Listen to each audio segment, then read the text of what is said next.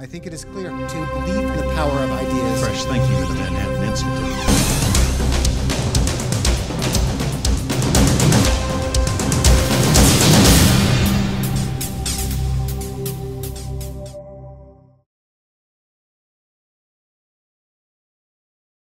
I'm Hope Cohen. I'm the Deputy Director of the Center for Rethinking Development, and I'm here to moderate our panel discussion on planning to compete in the global marketplace. The emphasis of the Center for Rethinking Development has been on planning and zoning and infrastructure of the physical city.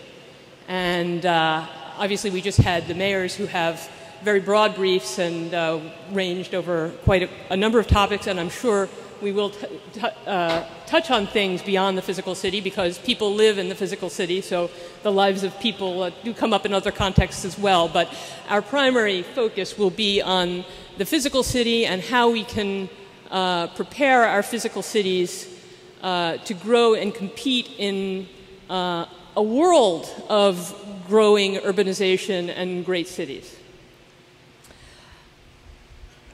Larry Moon mentioned this morning that this is the second Thinking Big conference. The first one 2 years ago was featured Mayor Bloomberg speaking. It was only about New York, as Julia mentioned. And then we had a panel. And the panel was kicked off by Professor Kenneth Jackson. And I'm glad that Mayor Bloomberg's out of the room, as I say that Professor Jackson stole the show that morning, I believe. And so we had to ask him back. And for the Columbia community, I guess Ken Jackson needs no introduction. Probably for the wider New York community, not either. Very eminent historian of New York, the editor of the Encyclopedia of New York, and the World Almanac of New York, and the Farmer's Almanac of New York, and basically anything else. The Midnight Guide of Cycle Tours for Columbia students around New York.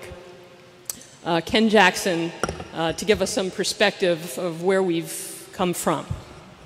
Well, thank you very much. It's a pleasure to be here, and I'm grateful that in a conference and in a session which is focusing on the future of New York and London that we make just a few minutes available to think about the past and how the past informs and in some ways directs the future. In 1800, London was the largest and most important city in the world. Paris and Tokyo would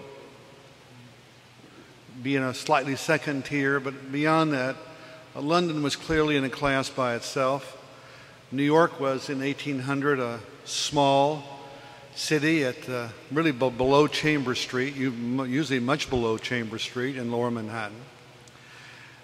And not at the moment any more important than Philadelphia, and by many people's judgment, probably less important than Philadelphia. In 1900, London was again the largest and most important city in the world, the home of the British Empire, which spanned the globe. New York by then was the second largest city in the world, already probably the capital of capitalism and the center of finance and the great new nation on this side of the world. The other claimants for great city status, again Tokyo perhaps, Vienna in the age of Freud, Berlin, then perhaps the best planned city in the world.